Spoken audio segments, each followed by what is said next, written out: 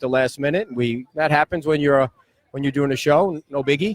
And so Tom just came walking down the street and said, I'm going to be on the show. And so, Tom, thank you so much for coming down.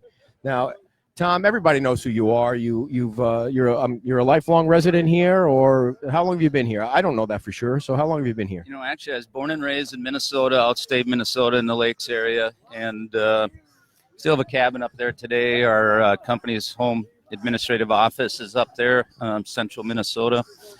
But I am a boater, a water lover, an outdoorsman, and I started getting a little tired of looking at frozen water in the wintertime. And like a lot of people that gravitate down to this beautiful area, I looked on the map and said, hey, you know what? I think I could boat in the winter down there and have a lot of fun, a lot of adventures. And that was 1991 when I started coming down. 1991. And then did you start to buy some real estate down here? Is that how you got started in the late 90s, early 90s? What I did is I bought it. Well, actually, I trailered a boat down from Minnesota. It was a little oversized. It was, I think, a 29-foot boat, and towed it down and stored it at Fishtail Marina. Met Al Durrett down there. He was one of the very first people I met on the island, and that just kind of got the love affair going. I just rack stored a boat there and would come down as I could, bring my family, bring friends, and just became attached to the area. Sure. As a boater.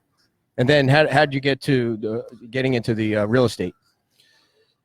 I'm a walker, and I love walking. You're a biker right here. Yeah. And I'm a walker. You bike at all? No, I don't. I'm motorcycle, but okay. with room under it. But no, I'm a walker, and we were becoming long-term, year-round residents down here, initially on a boat and then rental on the island, and then now we have a home. But so when we gravitated more to being land-based, I'd walk this island, and kind of start to listen, talk to people, and being in the real estate my whole life, development, ownership, and in operation. It was I'd walk by these properties here and just kind of see them in disarray, and kind of interview people and find out learn what they once were. The Sammy D's and all the energy that used to go on down here, where now is Crescent Beach Park, Helmridge Plaza, some of our other properties on the beachfront. And at that time as well, the then council established an ad hoc committee to actually do a study on redevelopment of the area that we now own. And that was the catalyst for me to kind of say, hey, wow, they really want this redeveloped.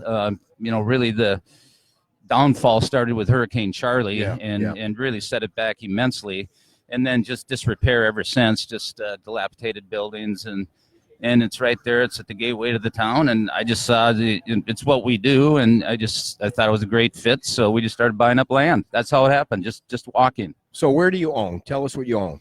It starts at the property line of the Beacon Hotel, and goes up to Crescent Beach Park on the beachfront. Then across the road, it's all of Helmridge Plaza, excepting the county property that is referred to as Seafarers. It has the construction fence around it. It just excludes that. Then we have a piece of property right next to the Lighthouse Grill as well, right at the base of the bridge. It's about a total of 7.5 acres. Okay. Do you own anything that's open, or that anything that's now a business? Or it's just the land right now? We are operating the Pierview Hotel and rental cottages. We have a total of 70 rental units that TPI Hospitality operates. I guess we're on our 4th year now of operating those. And then we do have tenant lease space. So things like the Mermaid Bar is our tenant. Let's see, the Cigar Hut, Quickie Bike, Nick's Liquor Store. Got it. And then we have actually the largest public parking lot, operational parking lot on the island that we operate as well. Where's that? That's really with the defunct buildings. It's the parking that used to support all those different businesses that used to be activated. Got you. Okay, so now you come in with a proposal, which started off a lot different than it ended off, and let's start there. So it was clearly too big at the beginning, right? It's all a matter of opinion. Okay. We came in with we first listened to what the ad hoc committee generated in their work. And, one of the primary, two of the real key things that were identified by the committee was parking. We need more parking, and we need to improve traffic. And so we went forward with that in mind, that yes, we need to redevelop the area in a way that's a viable business for TPI Hospitality from a financial standpoint. But in doing so, how can we carry out these two big missions established by the town and the ad hoc committee? So, we designed, different roadway improvements and how to get cars parked without touching Estero Boulevard, how to get on the island, not touch Estero Boulevard, parked, leave the island, not touch Estero Boulevard, and not impede traffic. So we had, I think it was close to 2,000 stall parking garage that we designed. I think it was maybe 3 stories. It's so long ago. I'm on my 4th year of this project. It's 4 years, okay. It fades a little bit, but yes, we withdrew when there was a change in the council, which I think is the current council, and the majority of that council was really opposed to the grandiose scale of that, what was called Grand Resorts at the time. And so we actually withdrew and never did submit. Okay. So the majority of this council. It is this current council. You're right. Yes. And I'm not saying that in a negative fashion. It's just that there was a change in leadership. And what happened was, course. if I understand it correctly, is that the project got at least one person elected because they ran on that. Is that right? Yeah, I think there was I think Dennis and Tracy ran in opposition to the Grand Resorts project, and I don't mean that again in any demeaning way. I mean, that was their platform, and they're elected on it, and I think they're elected pretty handily. And so it was a strong message to us as a redeveloper of this property that that's the wrong direction. So you go back to the drawing board, downscale, and really bend over backwards, giving away land to the town. I don't know if that was pre-planned, but when I watched the council meeting, it was almost like an afterthought for them to ask for that corner piece of property, and you threw it in or something. So, I mean, you really did scale down to the point where the council voted unanimously to approve it. We worked with the town prior to our submission, which would have been March of this last year, and for probably about 6 months. Then we finally got it to the point where the town staff felt that our application was complete. There's a technical word for it. I'm not sure what it is, but it was a complete package, and they accepted our application. That was March 18. So we were about 6 months into working with the town at that point. Then there were some changes at the town. There was changes of the manager, the community development director. I think 2 changes in the planner. There was the hiring of outside consultant, Bill Spilkowski, that all transpired after we made application. And so we went through those transitions, and again, not in any demeaning fashion. It just, kind of set us back timeline. But I think every step of the way, the project just got better and better and better. And different eyes looked at it, different sets of eyes, different perspectives. And yes, we massaged it to the point that by late last year, I think it was about November, that it's like, okay, we're ready to set dates for going to LPA and to go to council. At that point, that's where I think you were fast forwarding to the point that begins after that, the LPA and the council piece. And yes, we worked with the agencies, and we actually, I think after our first hearing at council, felt it pretty good that we had 3 votes, but there's no guarantee of that. That's right. But our goal always was, and it was a lofty goal, was to have a unanimous vote. And so we didn't stop. We wanted to make sure we had those 3 votes solidified, and just worked and listened to what their concerns were, what their goals were, and kept adjusting where we could. And then, yes, we really worked hard to get those last 2 votes. We worked very hard to get those last 2 votes. Where's the project now, Tom? We would have, I shouldn't say would have. We had planned to break ground December 3rd with a demolition of the buildings, and that would kick off about a 2-year construction project.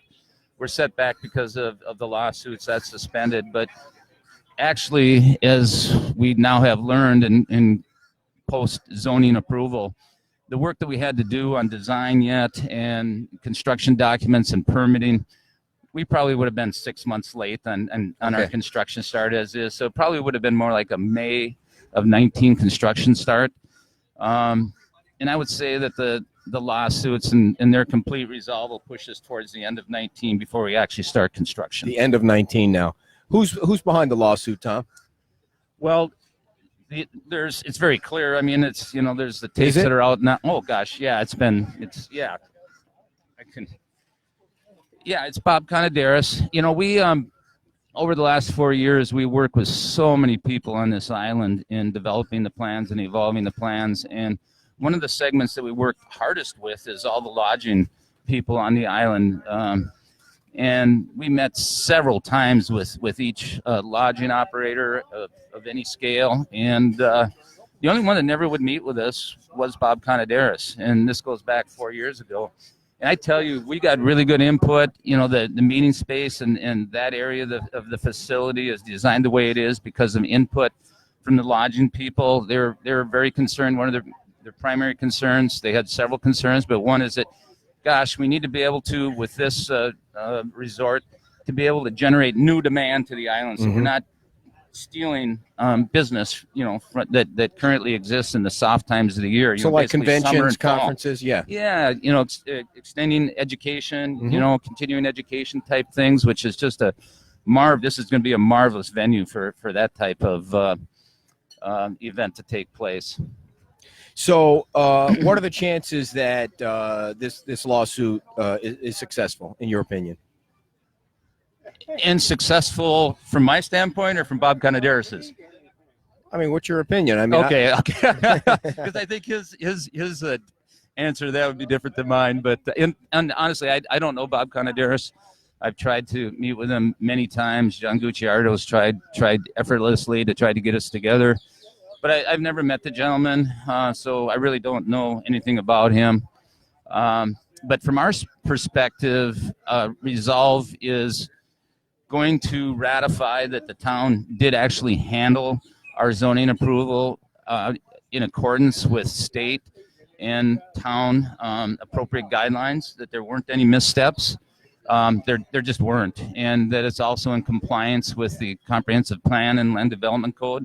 And those are the issues that are being challenged. So the outcome will be ratification of what the town's actions were.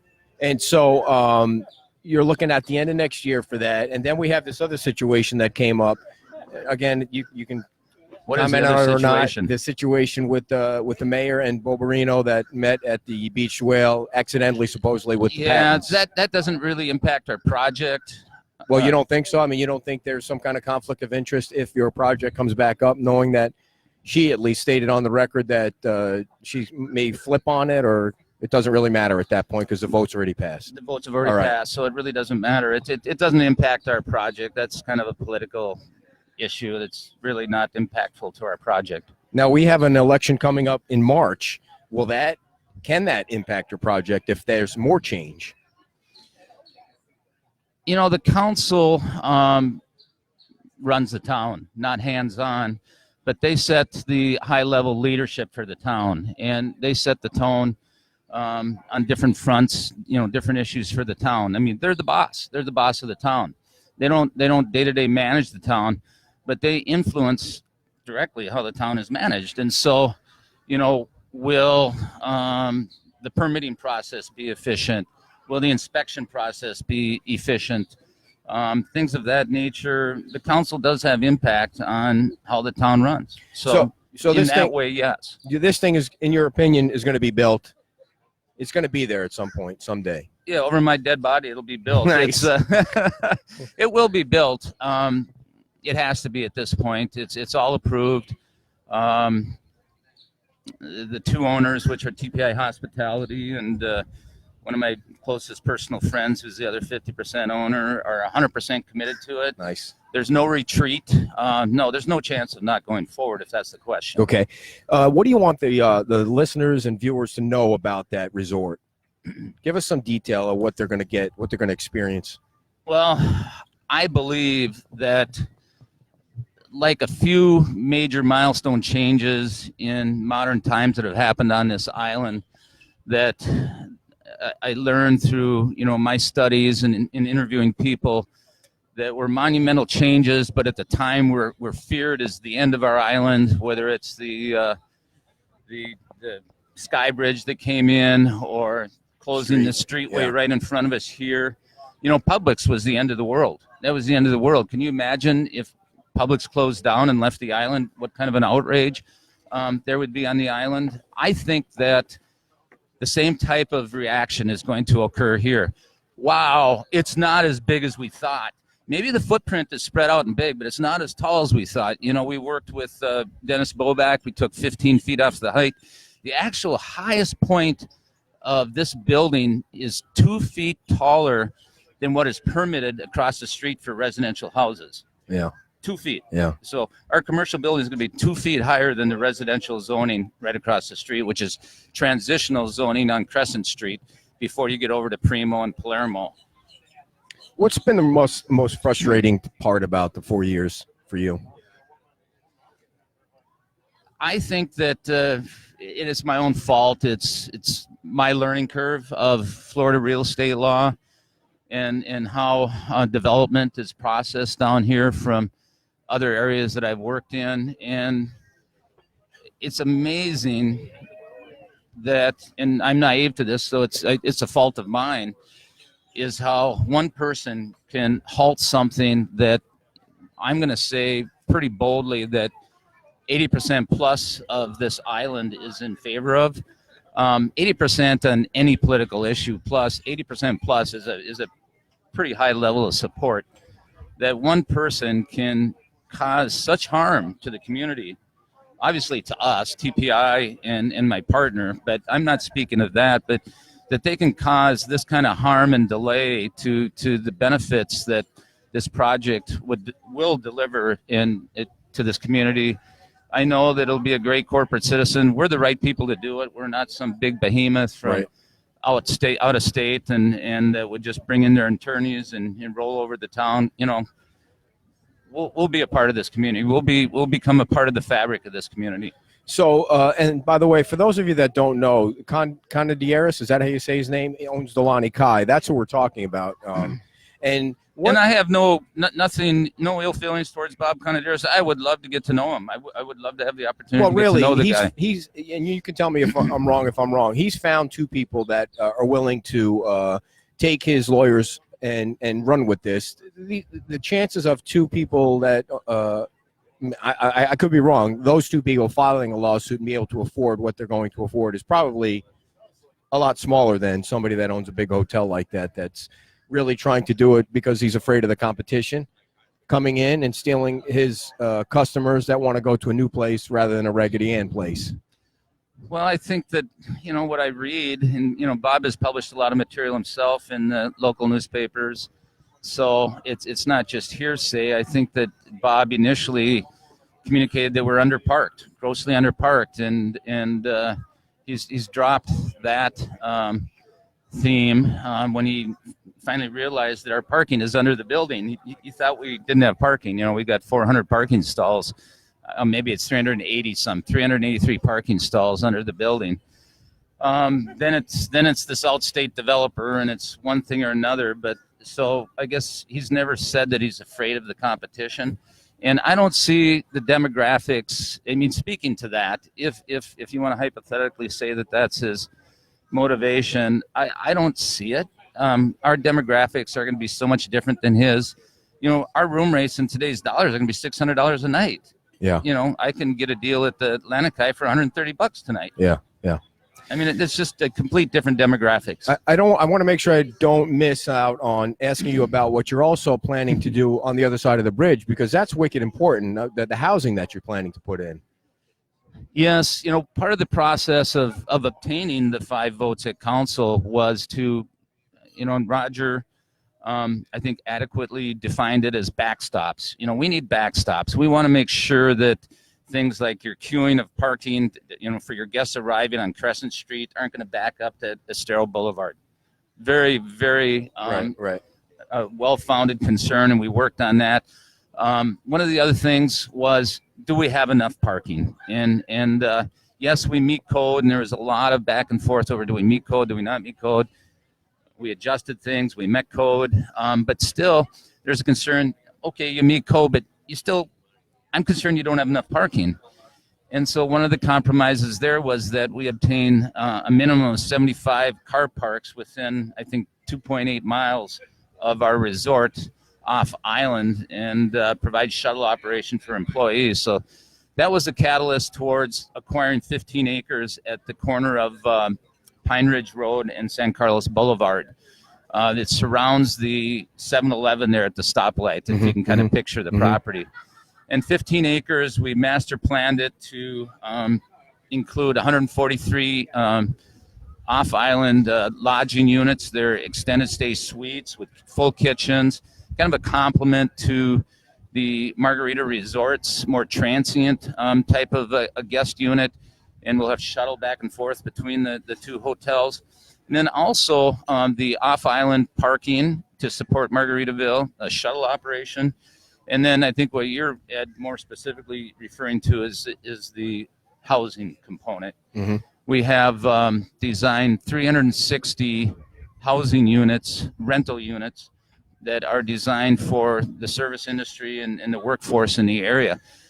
So for supporting Sanibel Island businesses, Sanibel Captiva, supporting Estero Island businesses, San Carlos Island businesses, and also area businesses in the sector of Lee County. We're talking with Lee Memorial Health, who brings in support people, nursing, and in other sectors for 8 months of the year, and Publix. And there is just a real need for quality, affordable housing that doesn't just consume a paycheck of somebody that works nowadays. And they consider, if it's your combination of your transportation to work, your utilities, your rent, if that exceeds 30% of your paycheck each month, you're burdened with housing costs. And we've been able to come up with a plan that if you're earning, it's about $12.50, $13 an hour. If you're working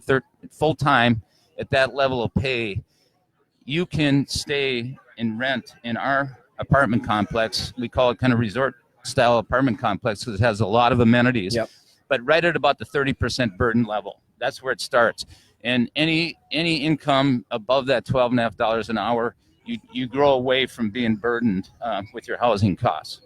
Excellent. So there's going to be a groundbreaking, hopefully 1 year from now. You're going to yes. Is it okay if we come over and celebrate with you? Because we're so looking forward to that, and we really appreciate you coming on. Anything else you want anybody to know about the project, Margaritaville, anything that I would just say that we are really glad to be a part of this community. Our partner and us, as I said, really close friend. About every 2 months you say, geez, if you had to do over again, would you be in this deal? Would you not be in this deal? And we're both committed to Southwest Florida, Lee County, and we're in this deal to stay. We're not going anywhere.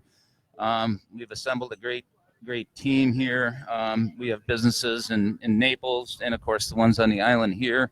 Want to expand our footprint down in this area, and just look forward to being we're long-term owners. We're not short-term. We're long-term. We don't develop, sell, and run. We don't get zoning approval like our predecessors that have tried to. We're number 7 in redeveloping and attempting to redevelop the site, and our predecessors were all what I call flippers. They didn't have the skin in the game. We own the property. We've got the skin in the game. So I just want to give everybody the confidence that we are going to follow through. We're going to work with whoever our elected officials are at the state, county, and town level, and work collaboratively, and we just want to be a significant player in advancing this community. It's time for change. What has it been? 14 years since Hurricane Charlie? I might be understating it, but it's been too long. It's time to get the show on the road. We'll work through these lawsuits and go forward. And last question: is there any chance that the day after these lawsuits get resolved, another one is filed, and this thing they figure out a way to kick the can down the road, or some judge or somebody going to say enough's enough already? These are the two suits, and the first one will probably very much impact the second one, the outcome of the first one. There is a chance that the claims fall into the frivolous category, that they're so far-fetched that they could get kicked out.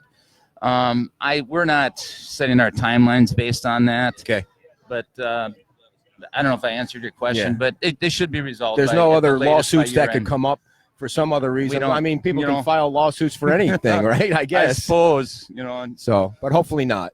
Not in the ordinary course. I'm not aware of any others. All right, great. Well, Tom, thanks so much for coming on. It was a surprise, and it was like Santa Claus coming to town for me. I mean, we're trying to have you on for a while, and I know you've been trying to keep a low profile as all this stuff goes on. But thank you. My wife Mary wasn't able to make it, and she was going to come talk about her passionate women's club, and I'm not anywhere near as close to women's club as Mary is, but she's very active in the events and wanted to talk to you about the Christmas fundraiser. And the only thing I want to put a plug in for them, there's a lot of great efforts on this island, whether it's the Mound House or PTO Kids Foundation.